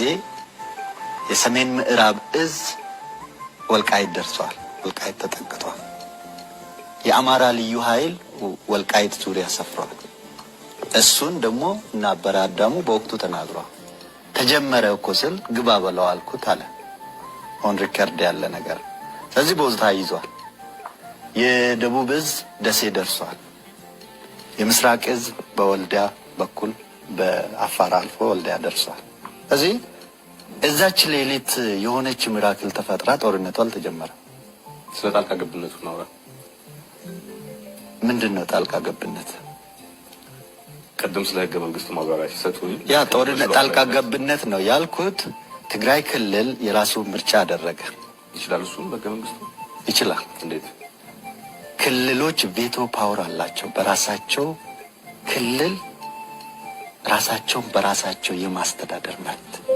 ራስን በራስ የማስተዳደር መብት ደግሞ ተወካዮችን ባፈቀድከው ጊዜ በምክር ቤት ወስነ ምርጫ ማስደረግን እዚያ ስለተዛረበ እዩ ናይ አበረ አዳሙ ተዛረው ዘራባ ባይዘው ወይ ትክክል እዩ አበረ አዳሙ ተዛሪው እዩ ሰሜን እዝ ተጠቂዕዶ ገለገለ ቅድሚ መዋሉ ቅድሚኡ ትኩነታት እንታይ ከም ዝነበረ ከስማዕኩም የና አበረ አዳሙ ወንለና ያችን ክስተት ትንሽ ላሳያችሁ የአማራ ክልል ፖሊስ የአማራ ክልል መንግስት በወቅቱ አቶ ተመስገን ነበሩ ፕሬዝዳንት ይሄ ነገር ሊከሰት እንደሚችል ቀደም ብለን እናውቅ ነበርና በተለይ ደግሞ የወያኔዎች ዝግጅት አጠገባችን ስለነበረ እኛ ኦሬዲ ስራችንን ሰርተን ነበር ምደባ ተካሂዷል በየድንበራችን ከምስራቅ እስከ ምዕራብ ዝግጅታችንን ጨርሰን እየተጠባበቅን ያለን ነበር ምሽት ላይ ጦርነቱ የተጀመረው እናም ረዳት ኮሚሽነር ቢሰጥ ይባላል የልዩ ኃይል አዛዥ ነው ደወለልኝ አቤ ነው የሚለኝ አቤ ያለኝ እኔ ደግሞ ብዙ ጊዜ አንበሳዬ ነው ወታደሮች ወይም መሪዎችን ብዙ ጊዜ አንበሳዬ እያልኩ ነው ማዛቸውና አንበሳዬ ስለው ጦርነቱ ተጀምሯል አለኝ እናማ ገጥመናል አለኝ የተነጋገርናቸው ብዙ ወታደራዊ ቋንቋዎች ስለነበሩ በተነጋገርነው መሰረት ቀጥል አልኩት እሺ አለ እኔም ወዲያው ለፕሬዝዳንታችን ደወልኩ በቃ እንግዲህ መቅጠም ነው አለ ያለኝ አቶ ተመስገንም ያዝበለው አለኝ አው ይዋለው አለ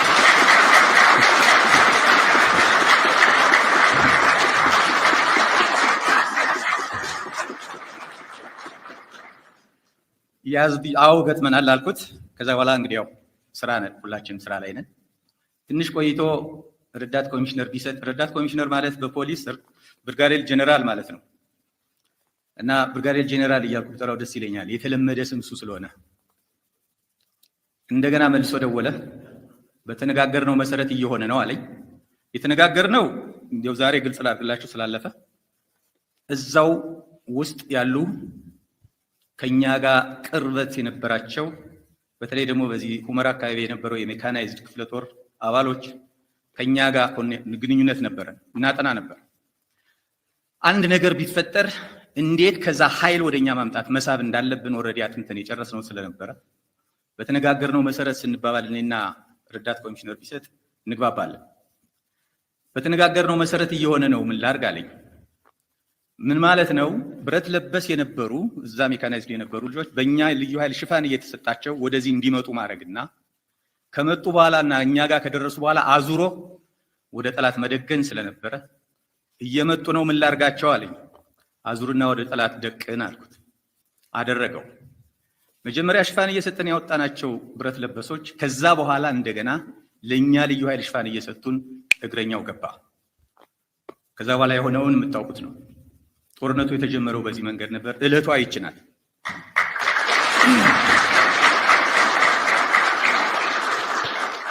በዚህ ሂደት ውስጥ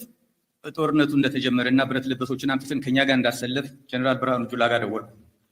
ጀነራል የእናንተ ልጆች ወደኛ ስበን አውጥተናቸዋልና ከኛ ጋር አሰልፈናቸዋል። በመከላከያና በእኛ ልጆች መካከል ትስስር እንዲኖር መመሪያ አውርድ አልኩት። በጦርነት ጊዜ ትስስር የሚባል ቋንቋ አለ። አለበለዚያ እርስ በርስ መማታት ይመጣል፣ አንዱ ማን እንደሆነ ካላወቀ። ያን ማድረግ ነበረብንና ለጀነራል ብርሃኑ ይህን ስነግረው ጀነራል ብርሃኑ የመደሰትና የመጠራጠር ስሜት ነበር ሲናገር። መደሰቱ በዛ መንገድ ላምጥተን ወደ ጠላት ማሰለፋችን ነው። መጠራጠሩ ደግሞ ይመስለኛል እንዴት ሊሆን ቻለ የሚል ነበር። ከቶኑ ካነጋገሩ የተረዳሁት ያ ነው። በልሁኗል አሁን መመሪያ አውርድ አልኩት። እሺ አለ። በዛ መንገድ ነው ውጊያው የቀጠለው። እዚ ተሓቂ እዚ ሰሜን እዝ ተጠቂዑ ዛዕምታ ዝብል ተራ ስኢሉ ነበረ ወረ ኣይነበረን ተሓቂ ከምታ ዝበላ ኣበራዳሙ ንዚ እውን እዮም ቀቲሎሞ ኣበራዳሙ ሰሜን እዝ ዝነበሩ ሓይልታት ዋና ዝበሃሉ ሓይልታት ብብረት ለበስ ሽፋን ገይሮም መእትዮሞም ናብ ኣምሓራ ክልል ካብኡ ከዓ ወፂኦም ናብ ትግራይ ክወርዎ እዮም ገይሮም ተሓቂ ንሱ እዩ ገና እናሃለዎ ናይ ሰሜን እዝ ገና ዘረባ ዘይነበረ እናሃለዎ ማለት እዩ ስለዚ እዚ ኢሉ ስለዝመስከረ ቤተ ኦርጌሳ ተቐቲሉ እዚ እውን ተሓቂ ስለዘውፀአ መርዚ ገይሮም እዮም ቀቲሎሞ ባይዘወይ ከምዚ ዝመሰለ ስርዓት ሎሚ ንጎ ይኽጠፍእ ዘለዎ ስርዓት እዚ እንኳን 5 ዓመት 6 ዓመት ክመርሕ ይትረፍ ሓንቲ መዓልቲ ክውዕለ ይግብኦን ዝሓይል እዚ ክንርኢና ድማ እንታይ ከም ዝኸውን እንታይ ከም ዝፍጠር ክንርኢና ሕዝቢ ምዝራው ይከኣልን ባይዘወይ ፋኖ ምሩኻት በዚሖምን ይብል ኣሎ ስፍርን ቁፅርን ዘይብሎም ምሩኻት ኣብ ኢድ ፋኖ እኔው ስፍርን ቁፅርን ዘይብሎም ቁስለኛታት ኣብ ኢድ ፋኖ እኔው መከላኸሊ ሓይሊ ብልፅግና ለይትን ቀትርን ማለት እዩ ለይትን ቀትርን ይማረኽ ይቕተል እዩ ዘሎ ኣብ ኣምሓራ ክልል እዚ ሓይሊ እዚ ሓይሉ ተበቲኑ እዩ ኩሎም ሚድያታት ረእይዎም ዝብሉ ዘለዉ ሰራዊት ብልፅግና ይፈርስ ኣሎ ኣብ ምፍራስ ዘሎ ሓይሊ ኩናት ከይትውላዕ እሞ ናይ መጨረሻ መዓልቱ ከይትኸውን እዩ ለይትን ቀትርን ዝርህፅ ዝሓድር ዘሎ ዝፈርሕ ዝርዕድ ዝሓድር ዘሎ ከምዚ ዝመሰለ ሓይሊ ሎማዓንቲ ወይ ትማሊ ወይ ላስት ዊክ ላስት ማንዝ ቀረብ ዓፂልና መድሓኒት ዓፂልና ኢልና ንዛረበሉ ነገር የለን ነቀላጥፎ ኢና ዘለና ዝሓይሊ እዚ በቃ ጀስት እዚ ሚልዮናት ዘጥፍዕ ሓይሊ ዘፅንስ ዘሎ ሓይሊ ባይሁ ከወርክሩ ከምቲ ዓንተው ዘልክዎ ስራሕ ስራሕ ኣሎ ንዙ እዩ ናይ ፋኖ ሓይሊ ድማ ከም ትሰምዕዎ ዘለኹም ናይ ፋኖ ሓይሊ ምርኮኛታት በዚሖምኒ ናበይ ዘእትዎም ቤዛኻትኩም ተቐበሉኒ ይብሉ ኣሎ ኣብ ዘቕምጦም ጨኒቑዎን እኒሀ በቃ ናበይ ይውሰዶም ናበይ የቕምጦም እንታይ የብልዓዮም እንታይ የስትዮም ሶ ሰራዊት ኢትዮጵያ ኮምፕሊትሊ ሪሌቫንት ኣብ ዝኾነሉ ኮንዲሽን ኢና ዘለና ቁሩብ መዓልቲ እዩ ተሪፍዎ ቁሩብ መዓልቲ ተሪፍዎ ስለ ዘሎ ኣብዚ ጉዳይ እዚ ተጠናኺርና ናትና ሕብረት ግን ከምቲ ዓንቱ ዘልኮ ሕብረትና ክነጠናኽር ኣለና ስቂልካ እናተበታተንካ ነንባዓልትኻ እናተባልዓኻ ዝመፅእ ዓወት የለን ዓወት ዝመፅእ ብሕብረት እዩ ዓወት ዝመፅእ ብስራሕ እዩ ስለዚ እታ ሕብረትና ነጠናኽራ ዳያስፖራ ትግራይ ይህን ምን ክጅመር ኣለዎ ቀረባ እዋን ዳያስፖራ ትግራይ ይህን ምን ክበሃል ኣለዎ ኣትሊስት ክዘራረብ ክኽእል ኣለዎ ኣፈላላይ እንተልይዎ እውን ኣፈላላይ እንታይ ከም ዝኾነ እንታይ እዩ ንምንታይ እዩ ስቂሉ ብኣሳምፕሽን ይመስለኒ ብነበራያ ነበረ ብንካዝግነኒ ዝበሃል ነገር ዳያስፖራ ትግራይ ክፈላለ የብሉን ሓደ ናብ ሓደ ክመፅእ ኣለዎ እዚ ሓይሉ እዚ ደቂ ዝኸባቢ እዚኢኹም ናበለ ይኮነ ነፅኒትና ተጋሩ ኢኹም ናበለ ይፅኒትና ደቂ መቐለ ኢኹም ናበለ ይኮነ ነፅኒትና ተጋሩ ኢኹም ናበለ ይፅኒትና ደቂ ዓድዋ ደቂ ሽረ ኣኽሱም ደቂ ዓዲግራት ኢኹም ናበለ ይኮነ ነፅኒትና ዘፅነተና ተጋሩ ብምዃንና እዩ ስለዚ ናይ ከባቢና ናይ ወራጃና ኢረለቨንት እዩ ምንም ክስታይ ይውሉ ነው እዚህ ቦታ ይውሉ ندق رايا إخوم نالي كونا نسنيتوهم تجارو إخوم نالي إسنيتوهم ندق ندرتا تجارو إخوم نالي إسنيتنا ناي تجراوي ناي كله تجراوي تسألائي زي سرعات زي ناي كله تجراوي تسألائي إذا خوينات زي أدمّا ناي ما ودأتو خد كون الله أنت تولي عملتي أنا أقوم من فلطي ولاين جمبر دي جمرن مع عزيز جمر كما يخون فلط أنا قريب لنا زي ناي ميليتري ستراتيجيست سرح سلازغانه أوزي سرحيات تنكلت نجارات جن important وانا نجارات حدا مرزع خكايد يقولون مخنات مرزع تكايدو legitimate مرح خوني بعالم لخ محاورة سوون دقاف كركبي هم تخوين تخوينات لما أنت تجمير خوينا جزاتاوي مريتنا توحسلنا خوينات تكون الله كرم كله شوية ما شوية زعي دبر برهاني زبلنا قريبلنا قليبلنا تا جزاتاوي مريتنا كنا حسان كللنا جزاتاوي مريتنا زيادة رأي كونت زحز الله يهارك زفترات تقرأي كونت إنك تكون الله تقرأي زيادة تكون الله طريق والله بسمين بدو تقرأي الله بسمين ولا زل علوها ملاش زي وصلنا وزي رأس داقينات ريول لهم عدرقاي لماليمو عبد الرافع أو رهاجرة متى يوحنس زي ناتنا وسن زي نهان ملسو دلنا شنت فبيلكا قد فبيلكا زي لكا قلمالز قدف نقر يلا prior 1945 1949 1949 زنبري prior ناوخ من لسدو بشنت شعات مئتن 4 شعتن عام تمرت زنبرة ستاتس كوهم من لسه الله تبارك we have to do that سينا هنقب زلنا ناتن مريت ناي ناتناي رأسي دجينا لك أم حرنيا أبرها جرا لك أم حرنيا بملو وتاتات ناي تقرينيا وتاتات زي تري واللهم ناي ولقايت وردان طابياتاتن زرزر ماي غابا لكم حرنيا يلن ماي ጫዓ لكم حرنيا يلن ماي ጥምቀት لكم حرنيا يلن ماي حمر لكم حرنيا يلن ماي صمري لكم حرنيا يلن بلسا لك بلسا قوقح عد فلحو قاليما موقو عد رمز عد غابا وفرقف زي حنت نها وفرقف ام حرنيا كاب 30 لعل 30 طابياتاتن ورداتاتن شوم حنتي وفار قفترايني هذه ام حريات مسجد بلامبا ميكائيل ام حريا يكون تغنياي لامبا قرشي كوليتا بيت ملو روالمين جاموس كساد دلسا سلام ندابو تري والله كله بملؤ تغنيا عد ورقي 30 عينا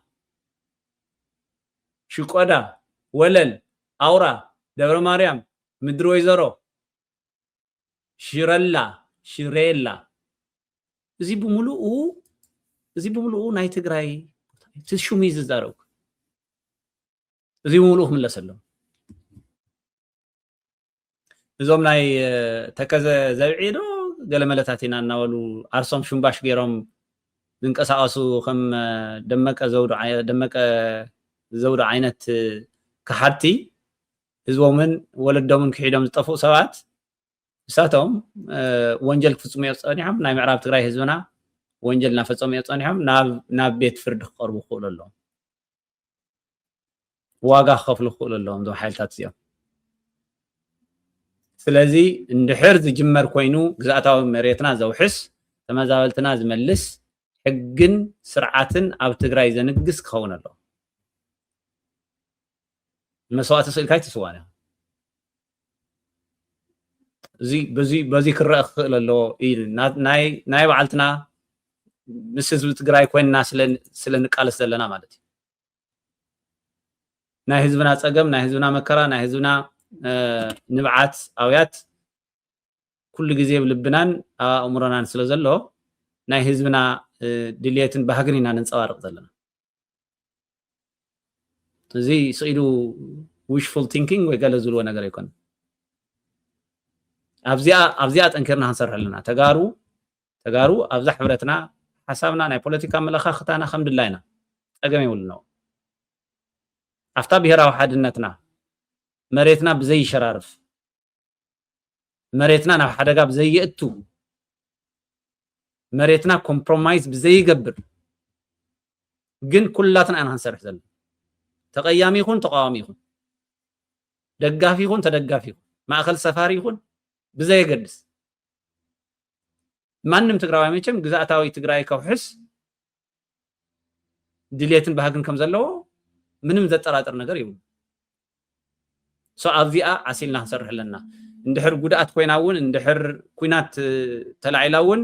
እዚኣ ብተውሕስ መንገዲ እያ ክትከውን ዘለዋ ቅድሚ ሕዚ ዝተገበረ ምስቴካት ቅድሚ ሕዚ ዝተገበረ ስሕተታት ኣብ ግምት ክኣቱ ክእል ኣሎ ምዕራብ ትግራይ ብቀሊሉ መምላስና ተኻለ ክሳብ ደብረ ብርሃንን ደብረ ሲናን ዘኸይድ ክንደይ መስዋዕቲ ዘኽፍል ድሓር ድማ ተመለሱ ተባሂሉ በቶም ሕማቃት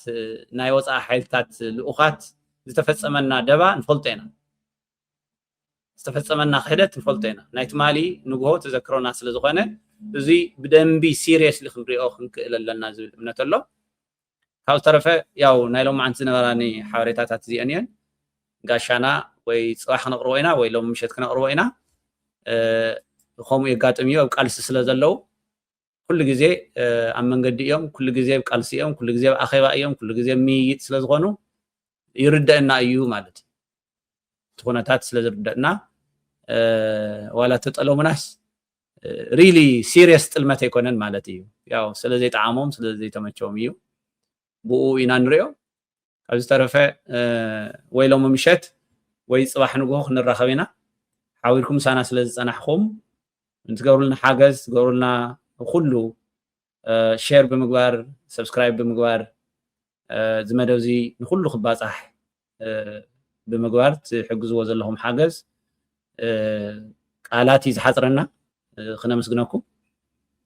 ብዝተኻእለ መጠን ድማ እዚ ሚድያ እዚ ናይ ህዝቢ ሚድያ ስለ ዝኾነ بهزب زموال دقف سلا زغانه حدرهاتكم بزكالكم متن عاوهم زفقد متن بغوفاند ميغيركم كتلو يخم كامريكا وصا زلهم امريكا وش زلهم ما بزيل ب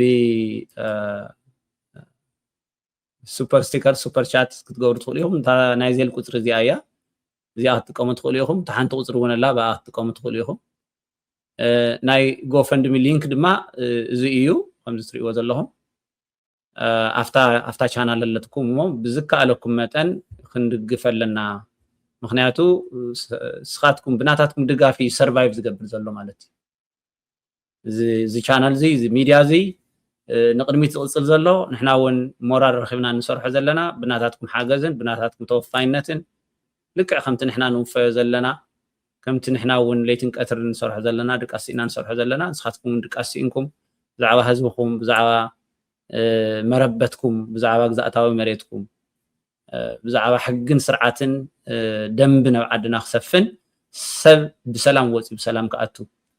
سلام كنركب تغورو زلهم صعري قليل صعري يكونن